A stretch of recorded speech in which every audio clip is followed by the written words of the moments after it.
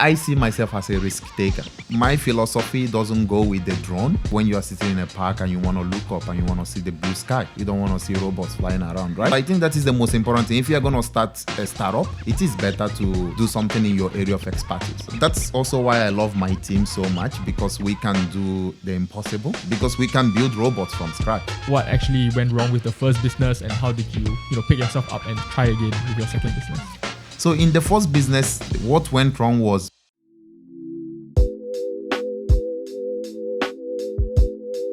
Hi guys, welcome to episode 4 of Passion Project Japan. Today we have a very, very special guest as usual, and it is Jude. Hi guys. Yes, so Jude, you want to give a bit of introduction about yourself? Okay. Yeah. So firstly, thanks for inviting me here. It's an honor to be with you guys. My name is Jude. I'm from Nigeria. So I came to Japan about 10 years ago, 11 years ago. Wow. 2012. So for undergraduate. And I did my master's and finally did a PhD. And now I have a startup. And the name of the startup is Fainzy Technologies, right? And we do more of a fusion between IoT, robotics, and AI. So we try to use this kind of fusion to solve problems in the society. Yeah, I think that's about it. Nice. So what initially brought you to Japan? Just studying. Just studying? Yeah, so my major was mechanical engineering, so like automotive engineering, the G30 program. So yeah, so I thought like Japan is a good place to come for studies because we have like Toyota, Nissan, Mitsubishi, and in Nigeria, like Japanese products, especially cars, are very highly rated, I would say. Okay. Yeah, so it was a very easy decision to come to Japan. Yeah. Yeah. So you originally were from Nigeria, and how do you kind of get interested in automotive engineering? So actually, before I came to Japan, I was doing chemical engineering. Chemical engineering. Yeah. So it's very different, right? Yeah. Like mechanical and chemical. So, but I remember this day that I went to a class in chemical engineering, and this was like second year. Like I was sitting in this class, I was asking like, what is the teacher talking about? So that's when I realized that, okay, this is not my thing. Like I want to kind of change. And so, the Nagoya opportunity came and I was like, yeah, I should go. Wow. Okay. So you were doing chemical engineering back in Nigeria. Yeah. And then you were like, nah, this is not for me. Let's just go to another country in a whole different major. Yes. In a nutshell. Oh, wow. Okay. Oh, wow. Hold your horses. If you guys are not subscribed to us on YouTube, click that subscribe button and like the video. So I think that was a big change though. How do you move into like chemical engineering to automotive? So I was gonna say like I said before, but okay. It's a big change. But like for the first 2 years in engineering, the courses are basically almost same.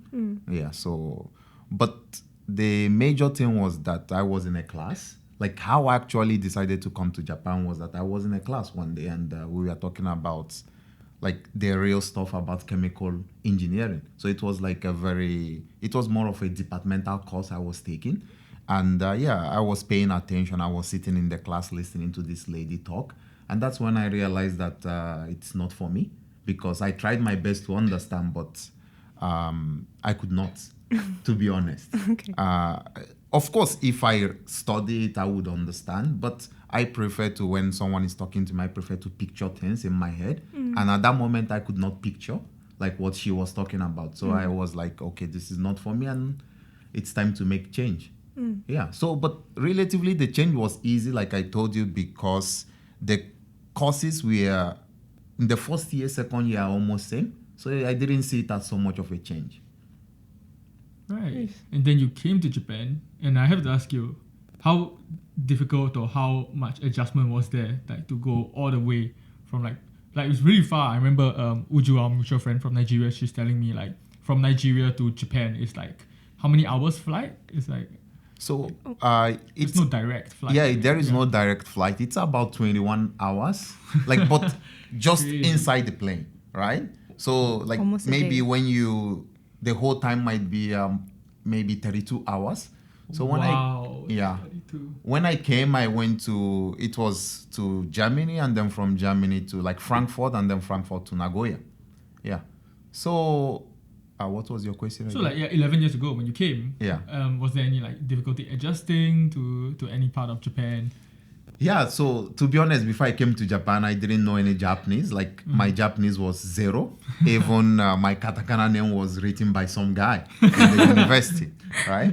And yeah, so I had no knowledge about Japanese. But because it was an international program, so there were like Japanese people there and they could speak English, right? So I think it's easy.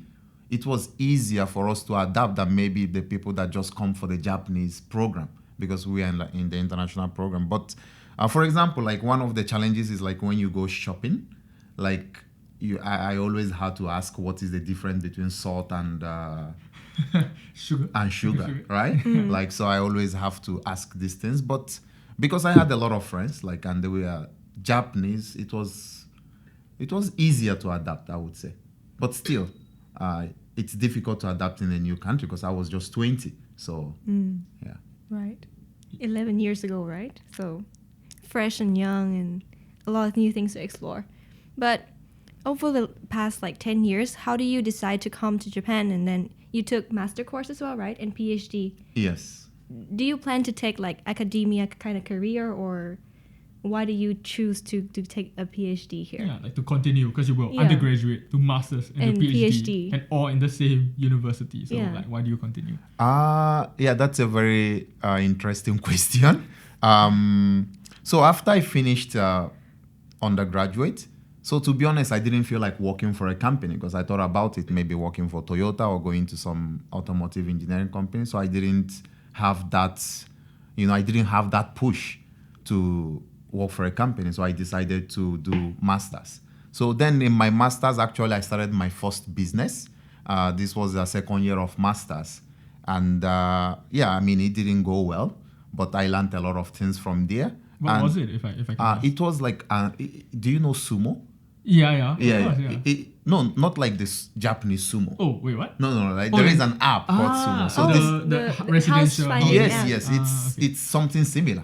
Yeah, but Oh. instead of like using videos, you kind of use like instead of using photos, you use like videos to select your houses. So it's kind of like an online housing for people, right? So this was the first business I was in, but it was not in Japan. It was back in Nigeria, right? Oh. Okay. So to continue doing that business, so I thought it's best to do PhD. And that's one reason. But the main reason actually I decided to go to PhD was because of my father. Like he appreciates like education, right? Right. So yeah, he was the one that convinced me to do PhD. So I think now looking back, I think it was maybe one of the best decisions I made because the thing we are doing now is actually from my PhD. Yeah. So at that time when you were master 2, you started this business, and that was back home in Nigeria. So you were kind of running it online or trying to get it off the ground online. And now you are running your own business in a PhD program. So would you always say that, like, from young you were entrepreneurial, or like you had this entrepreneurial spirit to become an entrepreneur, or did that something develop only in your university days? From when I was young, I would say that I loved fixing problems. So there is this funny joke in my house that if some electronics spoils, that firstly I always try to fix it. Yeah, like before we try to go to like an electrician or someone that can fix it, right? Yeah. So usually like this is like a big joke in my family that anything that is spoiled, give it to Jude. Yeah. Like, yeah. You'll fix it for Yeah, you. yeah, exactly. So I always had this passion about like fixing things. So yeah, when I was young, I wanted to be an engineer, right? So, but that's kind of changed. Like being of course, I'm an engineer. Actually, I am an engineer by profession, but I prefer doing it in the entrepreneurial world. Yeah. So do you think that, because you are entrepreneur and you're combining that with your engineering skills, do you think that you are able to, push products out or be able to have something to show for because you learn all these skills of like fixing stuff and building stuff? Do you think that's like a very important part of your journey? Yeah, I think so. I think I think what I learned from, or what I can deduce, the common thing is like risk taking. Because even if you want to fix stuff, you have to take risk that you might actually damage it, right? So that's a risk. I see myself as a risk taker, right? And yeah, and I think, let me leave it at that. Yeah. I do have one question related to your previous products about finding houses in Nigeria. So how did you come up with that product, and how do you come up with your current startup right now? Is it related to each other somehow? So it's not related. Actually, that I was working with a Japanese partner that was working in Toyota, and we wanted to do a business in Africa, because Africa is like a developing, especially Nigeria. Like the projection in terms of economy, the population is growing, so we thought like it's a very good market to kind of penetrate. So yeah, we did a lot of brainstorming, and finally we came up with this idea, and yeah, we started implementing it. Let's see. How about the current one? How did you come up with your current startup? So the current one, so when I was doing my PhD, I was working with Toyota and KHI. Like I was doing some projects with them. So basically the project was more of developing an autonomous robot. So for KHI, it was to develop a robot that can carry things in their factory. Yeah, so yeah, that's how it started. So I realized that I liked this. And it was actually different to my main PhD research. So this project was more of autonomous robot, but my PhD research was more on data analysis. So you can say that I'm a data analyst by profession, because that's mainly what I did. But then these two projects I was working on was like robotics, autonomous robots, and I liked that more. Oh. So that's when the ideas started coming that if we can do this, that means we can use like automation to help, like Japan and the aging society. Yeah, I think this is really interesting, and I think we will talk more about your startup in a bit. But I just want to ask before that period between your first business and the period between like you starting your second business, like if you're comfortable sharing what actually went wrong with the first business, and how did you pick yourself up and try again with your second business? Okay, yeah. So in the first business, the what went wrong was because I think, right? So actually, I was doing this with some of my friends, like my very, very good friends in Nigeria. So they were the ones that were actually doing the business because they were there and the business was in Nigeria. But we were here making the strategy. So I think the biggest problem was because I was not there with them, right? So I would say that because I was not there with them, I could not understand properly the kind of issues they are going through. So we could not understand each other. So there after some time, because of, I would say, lack of money, like lack of funding, there was a misunderstanding, right? And of course, it's not their fault. So I kind of blame myself because I should have been there in the moment with them, going through everything. So that's what I learned from that. And it was a very difficult decision to kind of stop it because you have invested so much time and also your personal finance in the project, right? So, but looking back now, I think it was a good decision. But I mean, I didn't know then, right? So, but I looked at it, I was, yeah. So, yeah, I looked at it then, but I thought like it's better to do something that I have actual skills, right, on. So I think that is the most important thing. If you're going to start a startup, or if you're going to do a startup, it is better to do something in your area of expertise. That's what I learned from that first project, right? So, and that's also, that was the reason why I decided that it is better to stop it, right? So that's like everybody can do something that they are really passionate about, right? So yeah, and it was difficult, obviously, like after stopping it, but like I told you, like I like challenges, Yeah. right? And I was also doing PhD, so I didn't really have time to kind of process it. Wow. Okay. Yeah, because like Yeah. in PhD, every week you have like meetings with professor, right? Yes. So it's not like I could just chill and process that decision. It was like we decided to stop. It was a very bad week, and the tension, like I had a very the tension between I and my very close friends, but because these were my very close friends, right, Right. was Yeah. very high. So I think, it was very high. So it was a little bit sad. But Yeah. then the good thing is that we were able to navigate through like this, and we are still very close friends even right now, even though we did business and it failed, right? So, but when we stopped, the next day I had to go to the lab and do work. It never stops. You don't it have never time to stopped, think, keeps basically. keeps Yeah. going. Yeah. It's almost like a bad breakup, and then you're just like doing a lot of stuff to fill up the. And kind of forget Yes. about that void. breakup. Yes. Yeah. And it's a little bit different because like when it's a breakup, right? Like if you break up with a girl, there is a possibility that maybe you are not gonna see the person. You can just cut off, right? And then you don't see the person, and that kind of helps you move on, right? But in this situation, these are my very, very good friends, like my closest friends, you know? Like when I do a wedding, they are the ones that are gonna be my best men.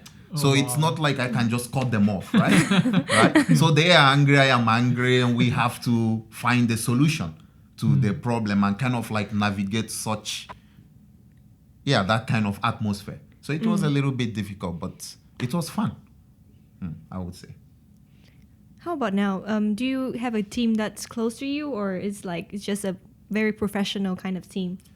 My team now is also close to me. So I think one good thing about, or one advice I would give when it comes to startup, is always your connections are important, right? So because the guys I'm working with, we are not on salary or anything, right? It's like a startup. So they are very close to me. And they are like, basically we are all working for free. So if it is more professional, then you have to pay them and things like that, right? I've always heard this business advice from a bunch of people. They say don't start a business with your best friends. Yeah, don't start like your. I Like a think project. that's you agree or no, I definitely don't agree. I mean, if you look at like even if you look at all the guys that have done like a very good things, it's usually with their best friends, right? Like Elon Musk and the Google guys. It's like, because your friend, I mean, if you don't start business with your friend or family, for example, like who are you gonna start business with? These are the people you trust the most, right? So, and when you have a startup, when you don't have finance, right? It is better to do it with the people you trust the most, right? That energy, that synergy, that you guys understand each other, because of course, if it is a business where it's not like a startup, but more of a business where you have like funding, like you have money from the onset, then in that case, it's like, it's better to be professional about that. Yeah. Right? So you can kind of direct everything. But when it's a startup where you don't have, it's more about, like, it's a startup. Yeah. Right? You're in the trend. You're fighting. Fighting war every single Yes, day. exactly. Yeah. Right? You come up with an idea and you want to try the idea. You don't know if this idea is going to be successful or not. Right? There is no money to implement this idea. It has to be based on your skills. Then it is better to do with the people that are very close to you. That's my advice, at least from my experience. Yeah. Wow, that's fantastic advice. Yeah, Yeah. I agree though. I agree that having a startup with close friends is really, having fun times. True. And that's one thing. And also, I mean, for the breakup, you can still navigate through, right? So there's no problem with working with your best friend, I guess. Yeah. Yeah. So, Yes, I think so. Just that during the breakup, like if a breakup is going to happen, so you have to always mind what you say, right? So even though you are like angry, everyone is angry, it is important that you recognize at that time that, okay, we are like tensed and there is a lot of emotions right now. So it is better not to talk so much at this time. This is my advice, because when you say out something, you have already said it out and you cannot take it back. So just be careful of this. Yeah, and then it's fine. Yeah, that goes for both relationships and business advice. So, Correct. Exactly. so for your Fainzy, am I pronouncing it correctly? Yeah, Fainzy. Fainzy Fainzy Technologies. So what does Fainzy Technologies mean? Fainzy, like Fainzy, the word Fainzy came from the word feign.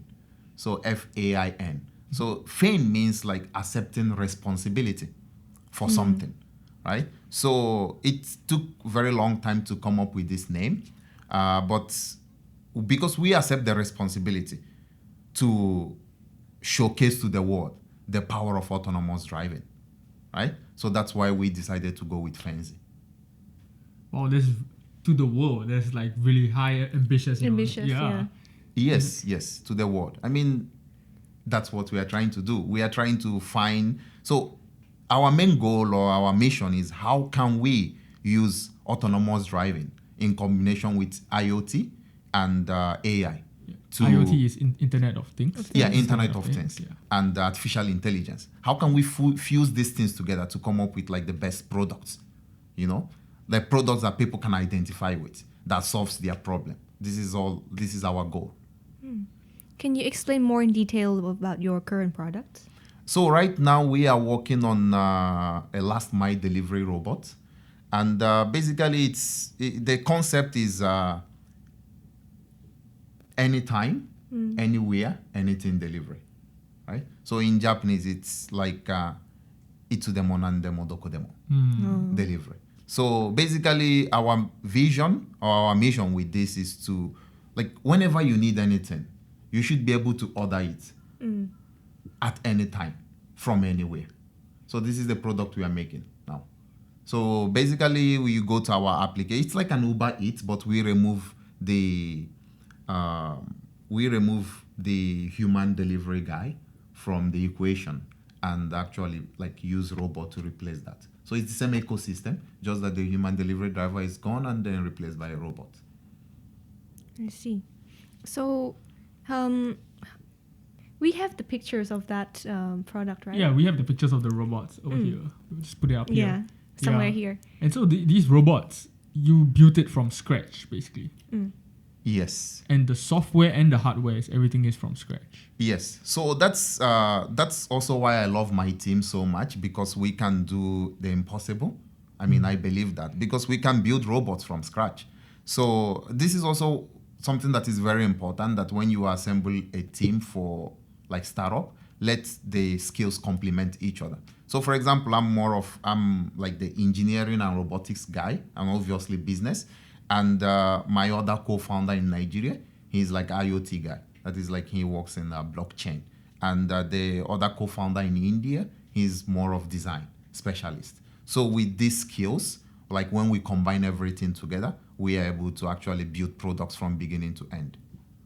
Obviously, we don't do the manufacturing by ourselves, but we make the designs for the manufacturing. Oh, okay. Wait, how do you find your team again? They were same PhD, like in the same doctoral course as you, or? No. So this team was found through my network. So actually, one person, like the guy in Nigeria now, I worked with him also in the other startup. Okay. Right. He's one of my best friends. I worked with him in the other startup. And the Patrick in India, yeah, he was introduced to me by my very good friend here in Japan. Oh, have you put your product into testing? So the product we have tested so far, we actually, before we made this product, we had the restaurant robot. So that's the one we tested, like at the Nagoya University. Do you know Hananoki? Like close to this place. Is it like the restaurant that is beside the forest? Yes. Oh, or is it forest? No. It's not. It's beside forest. Yeah, right? beside Okay, forest. Yes. So we tested the delivery robot there, like, and then, but after that, we kind of like pivoted to this new outdoor delivery robot, and hopefully we can start the testing by December or January at the university. So I hope you guys will use it soon. Yeah. Wow. So Yeah. it's like a application. So for example, I'm somewhere in the humanities building, and I say, oh, I kind of want a Starbucks, even though the Starbucks is right there. But let's say I'm further away and like I want a Starbucks, so I go onto this app, Yes. and then I'd be like, click like order Starbucks. Starbucks. Yeah. And then what happens? Like Yeah, so like you just place your order and we give you a delivery time, and the Starbucks receives your order. And when the Starbucks is ready, like when they prepare your order, the robot goes to Starbucks, takes it, and deliver it to you. oh wow, okay, so without you guys doing anything, Without you doing anything. so the robot would just automatically go to Starbucks. Yeah. They put it there, and then the Yeah. robot will travel to where we are. Yes. And when the robot arrives at the delivery location, then the robot is going to send you an alert that I'm here and please you can come take your order. And you just take your order and you have your Starbucks. Oh wow. Yeah. Oh, that raised a question though, because there are stairs in Starbucks and then in your humanities, right? Can your robot climb the stair? Right now, no, it cannot climb the stairs, but this is something that we will look into in the future. But what I can say is that if there is an elevator, we should be able to use the elevator. Oh. Yeah. That's cute. Yeah. How would the robot press the button for the elevator? Yeah, I mean, there are different solutions to that, so I'm not going to talk about them now. But Secrets. like the robot can have an arm using image recognition. We can recognize the buttons and control the arm to just press the button. Or not. That's the best way to do it. But the more feasible way is to have the robot communicate with like the elevator, because like these days the elevators are also IoT devices.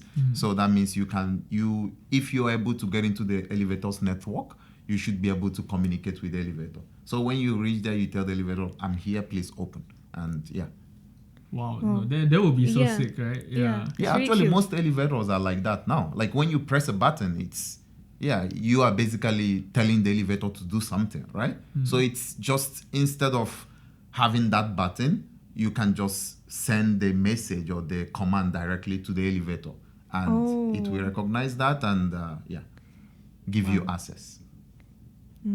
That is impressive. Yeah, impressive. I would like to see that in action. Yeah. Yeah. So and that is So you guys gonna test that product in December. Campus. And just out of curiosity, because this is a startup, what is your business model? Like, are you planning to sell this to make this the service, or are you planning to sell these robots to companies, or like? Yeah, our business model is to make it a service. So basically, we charge you for using it every time you order, and we charge the restaurants as well, or the stores. So I think if you are using Uber Eats now, you pay 10% plus some delivery fee. But we plan to charge just 5%, like flat rate 5%. So I think that's more than 50% cheaper than Uber Eats. Yeah. Do you can it go like on the road where car goes, or do you plan to use it within some certain campus? Yeah, only? so right now, because of the regulations, we plan to only use it in restricted areas, because autonomous driving systems cannot go on the road so far. So, but I think this is going to change maybe in the next 2 years, because the Japanese government is working on autonomous driving regulations. So once that happens, we can either go on the road or go on the sidewalk. Oh wow. Yeah, autonomous driving. Because I remember when I was I went on a Tesla test drive. The person was telling me that they cannot. In Japan, you technically cannot let the Tesla just run by itself. Yes. Yeah. Right. You still have to have your arms on the steering wheel at all times. Yes, that's true. But you think that's going to change in like the next 2 years? Yeah, I think so. I mean, there are some testings going on, like when it comes to autonomous driving. But the thing about, I feel like robotics should come first before autonomous driving, because like autonomous driving is like mainly using the cars, right? But robots, their speed is not that high compared to a car. And if there is an accident, it's not so damaging. Like when a car hits you and when a robot hits you, the difference is very clear. So the first step would be probably autonomous robots, and then the next step should now be automated cars. Yeah, but do you plan to have your robots going faster, like as fast as the car in the future? Or do you still think that maybe for safetiness, then just like walking speed is better? I think so when it comes to robots, just the slow, it can go faster, but for safety purposes, and because it's quite small, right? So the maximum speed is limited. But obviously in the future, we plan to actually integrate this robot or this last mile delivery idea into like more of an automated car. And then in that sense, yeah, it's gonna become a car, like an automated minibus or like a mini car that can actually go on the road. And then yeah, the speed will be like normal cars, yes. So that's kind of like that's our direction. So do you envision a future where all these delivery jobs will be taken over by robotics? And do you think, that would be, like, for example, some people, they make their living doing delivery jobs. Do you think their livelihoods will be threatened by this, robotics thing? Or is it complementary somehow?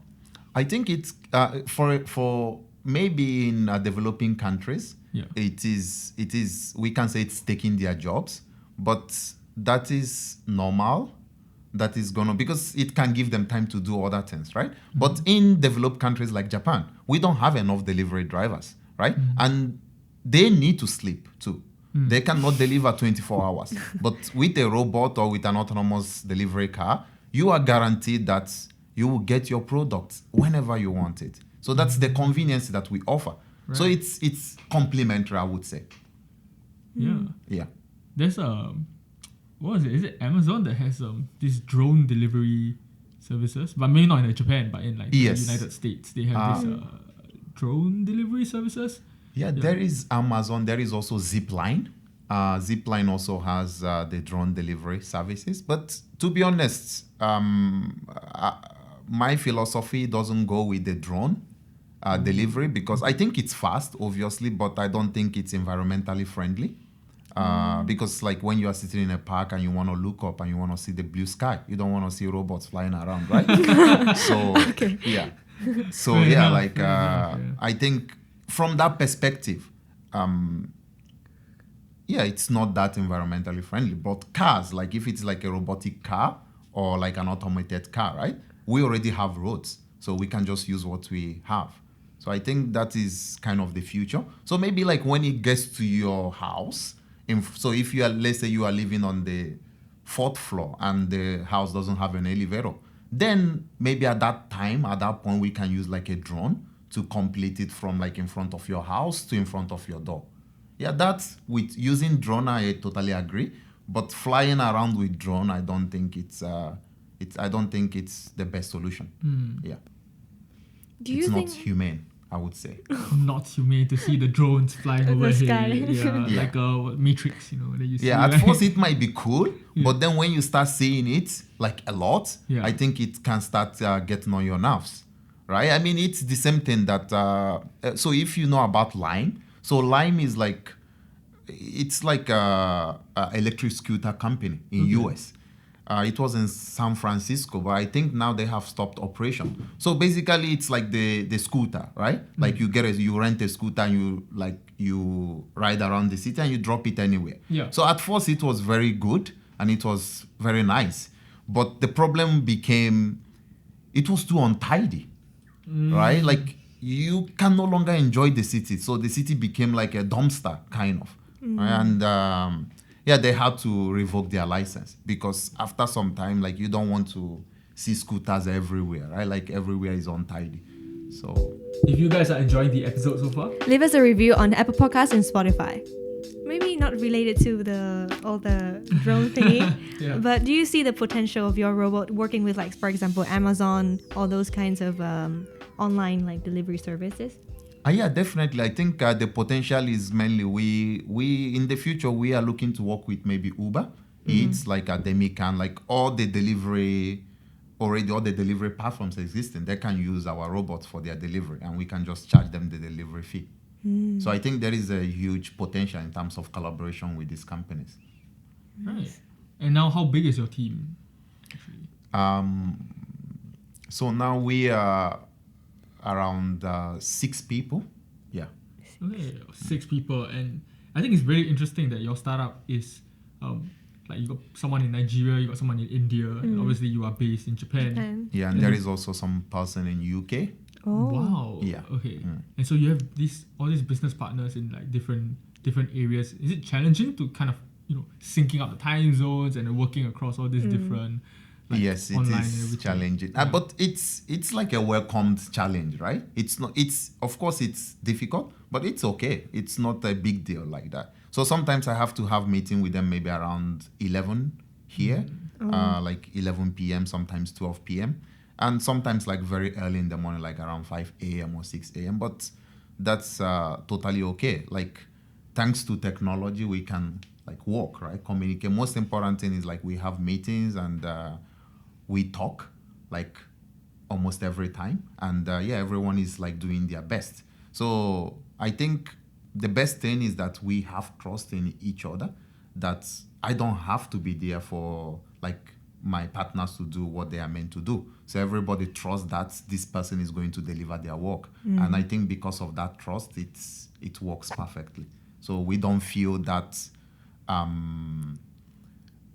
that difference in location, I see. That is super interesting, considering the fact that you guys are building a robot with like the software and you're testing. Yeah. Actually, why do you choose to test it here in Japan instead Yeah. of all the different other countries that you guys are in? because the company is firstly registered in Japan. Okay. And Yeah. I see. How was the procedure for registering your company in Japan? It was very simple. Yeah. So actually I used a lawyer. So most people do it themselves, but I'm sorry, but I prefer to have that time. And so I Fair used a enough. lawyer. So it was quite straightforward, right? So you just, you prepared money and things like that. But the only challenging thing is being able to manage the company, right? So like generally in Japan, like if you are an international student or if you are like a foreigner, right, you can actually have a company. But having a company and managing a company are two different things, right? Anybody with any type of visa can have a company, can register a company, but to manage it as or to even work in the company, then it needs like a different type of visa. So that's where the issue comes. So, are you currently under like student visa still, or you have to apply for another type of visa to manage this? Yes, I have highly skilled visa. Oh. Yeah, so that's so if you want to manage a startup or manage a business in Japan, the visa for that is like a business visa. So, but the only problem with getting a business visa is that you need to prepare an investment of 5 million yen for the business. 5 million yen. Yes, so for a foreigner.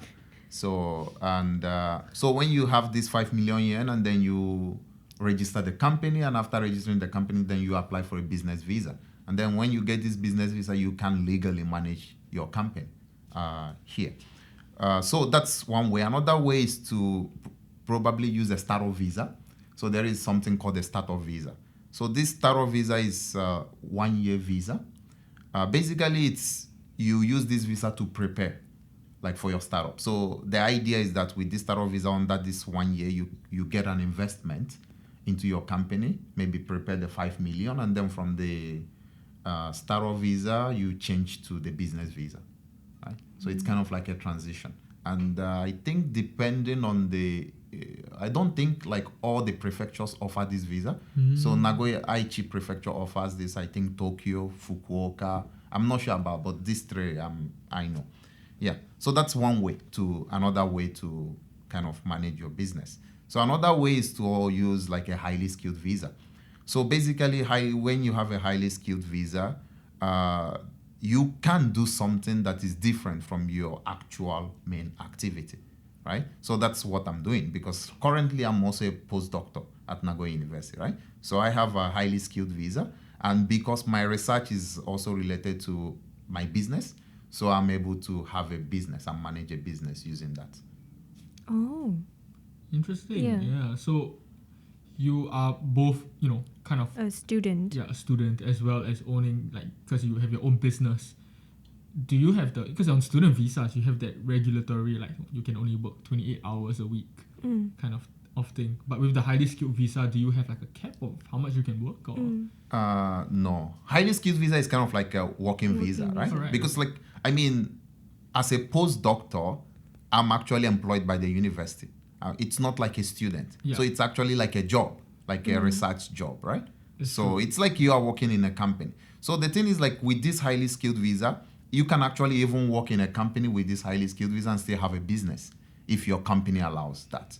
So that's the thing. Like, with a highly skilled visa, you can do something extra to what your primary purpose in Japan is. So, for example, let's say you want to work for a company like a law company and also have, like, let's say, consultancy business on the side. That is possible. You get like a highly skilled visa and you are working for a consultancy company and get the permission to also do a business. But it has to be related to your actual job, which is consultancy. In that way, it's possible. Do you have to do any kinds of report in order to maintain this highly skilled visa, or you just get it and then you can do your business anytime, or like You don't anything? need any report, just that you need to maintain the points. So because it's based on points, right? So it's like minimum point is 70 points. And so either you have 70 points or 80 points. So if you have up to 70 points, so points are basically calculated from, there is a criteria for calculating the points, like your age, your educational background, and things like that, right? So once you add up these points and you get up to 70 points, you can apply for the highly skilled visa. But where the difference comes is if you have 70 points or 80 points. So if you have 70 points, this highly skilled visa is for 5 years. And after 3 years, you can apply for permanent residence in Japan if you have like the 70 points. But if you have 80 points, you can apply for PR after 1 year. Oh. Well, yeah, the visa thing I think is it's something that a lot of people who want to start their own business here in Japan, maybe they feel a little bit restricted by. Yeah. Yes, it is very restrictive, I would say. I mean, that was actually one of the biggest problems for me. So I think if someone is a student and the person is planning to do a startup, it's better to really think about the visa from plan for it from a very early stage. Like, you kind of have to map out everything. So you have to kind of decide what type of visa you are going to use, like highly skilled visa. If it is highly skilled, then you have to try to get the points, right? And if you want to use like the business visa, then you try to prepare the money from like way back, right? So you have to map out this. And it is very difficult when you switch from student visa to a different type of visa. It is very difficult to switch from that type of visa to, for example, startup visa. So if you want to do startup, you can only go from student visa to startup visa. I see. Wow. Yeah. So these things are important, right? But you also mentioned that you worked with a lawyer, right? So did he or she help you with just a document thing, or with also like advising you which kind of visa you should take? Just the document thing. Right. Just the document. So, I see. So you had to prepare everything in Everything advance, first. do all your research in advance. Yeah, you have to check. But I also got, like Tongali. Yeah. So maybe Sawako-san, right? Like, Yes. Yeah, yes, yeah. I know Sawako-san. Yeah, so she helped me like with these visa things, like in terms of the research and deciding. So if I need to call to some people, and like she helps me call them. Right. That's so nice. Yeah, So but Tongali, she was very, very helpful. Yeah, Tongali was helpful in that way to kind of decide, okay, what type of visa is the best. But obviously you have to do your own research and decide which one you want to go with. Yeah. So just some background information. Tongali is the entrepreneurial kind of project to help students who are having like a startup idea or who have a startup mindset to build their skills and also opportunities in order to have their dreams or startup in Japan, right? Both for international students and also Japanese students as well. Yep. I think there are a few organizations like that. For example, of course, Tongali is one that's in the university, and I think most universities across Japan would maybe have some kind of similar organization. But I know that if you're, for example, in Aichi, there's also other like startup organizations. Yeah. I suddenly cannot remember the name of the Venture? Venture Cafe is one of them, the Venture one Jason Cafe. mentioned. In Shibuya, there's also Shibuya Startup Support. But there's one in Nagoya, which I suddenly cannot remember the name of. Is it Nagoya Garage or? It's in Nagoya Garage. This is the one that they partner, but yeah. So basically, there's a lot of these kind of places. Yeah, and as for like cities that have a lot of startup support, Nagoya is one of them. Fukuoka, I know, is really hot with startup stuff. Yes. Hokkaido recently, I think they're also trying to get more startups in Hokkaido as well.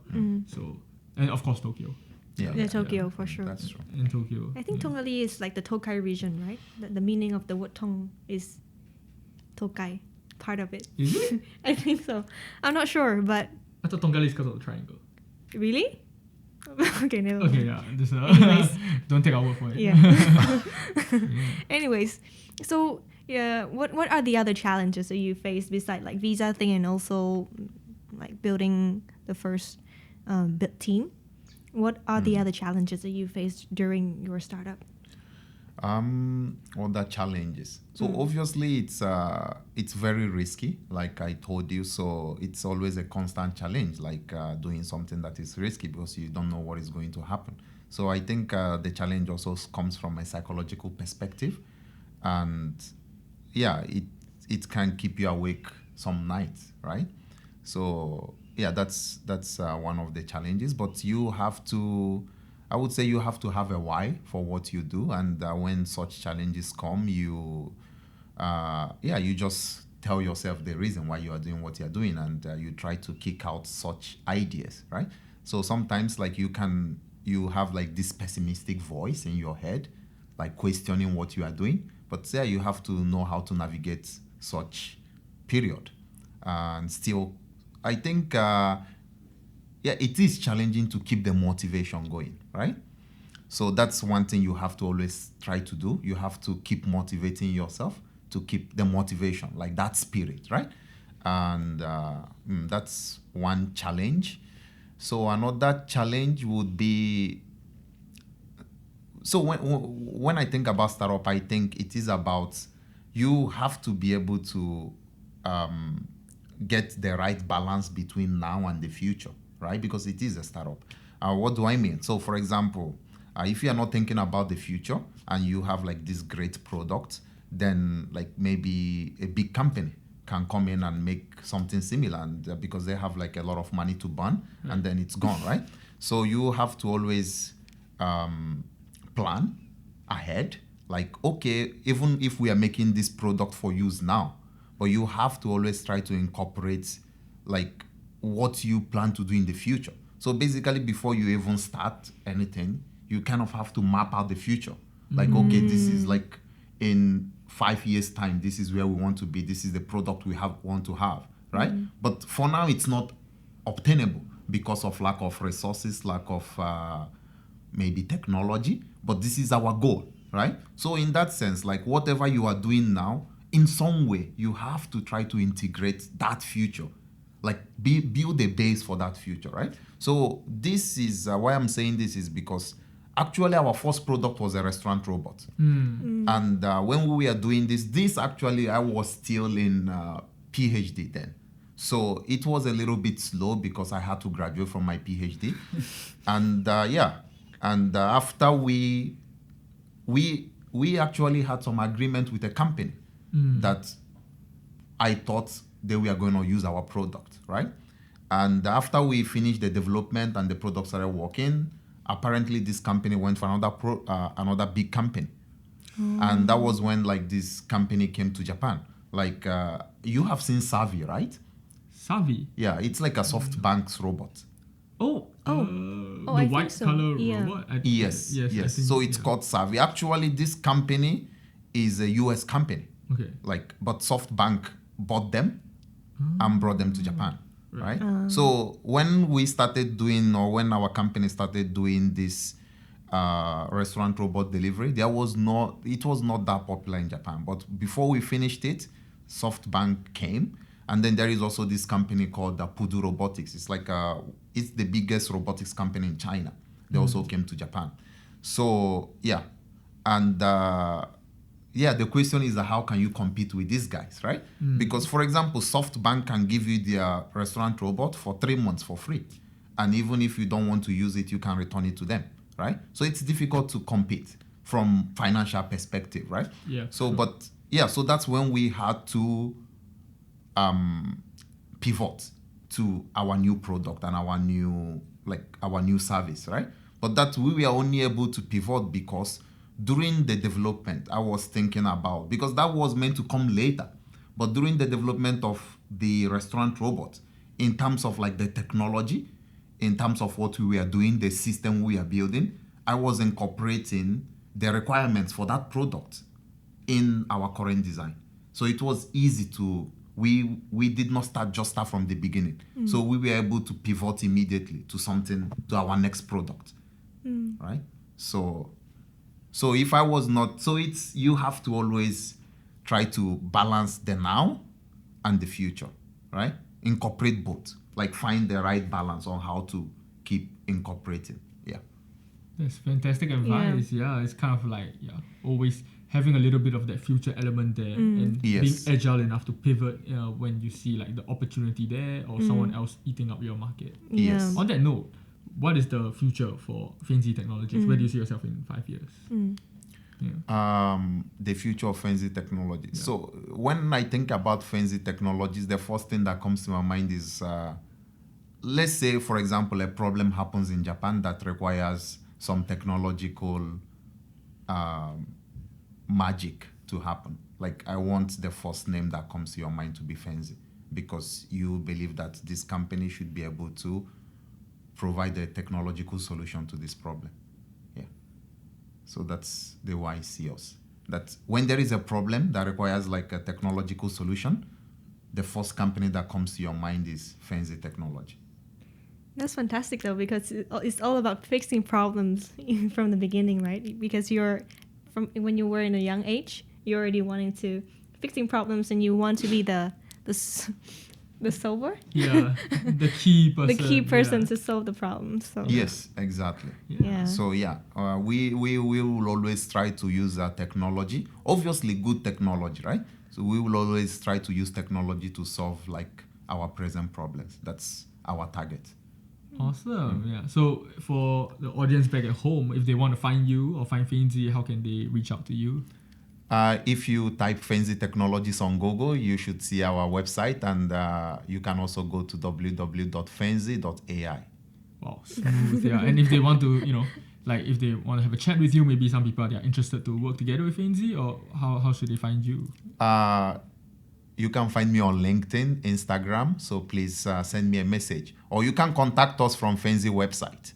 True, yeah. So we'll put some links in the description. Yeah, thank you so much, Jude. Do you have any other, I'm good. Yeah, thank you so much, Jude, for coming today. Yeah, sharing all your insights. And it was, very fantastic. Very fun. Hearing your story from a problem solver back in Nigeria, fixing electronics to now trying to fix all the technological problems in Japan. Yeah, it was such a great talk. Yeah. So if you guys like the episode and you guys want to see more of this kind of content, please like this video, share it with your friends. If you find value from it, subscribe to us on YouTube as well. And subscribe to us on Apple Podcasts and Spotify too. Correct, yeah. And you can follow us on Instagram and TikTok at PassionProjectJP. This has been, thank you, Jude. Yeah, thank you guys for having me. It was really wonderful to talk with you guys. I mean, I really enjoyed the questions that I got from you guys, because even about my first business, because I didn't actually have a lot of time to process it.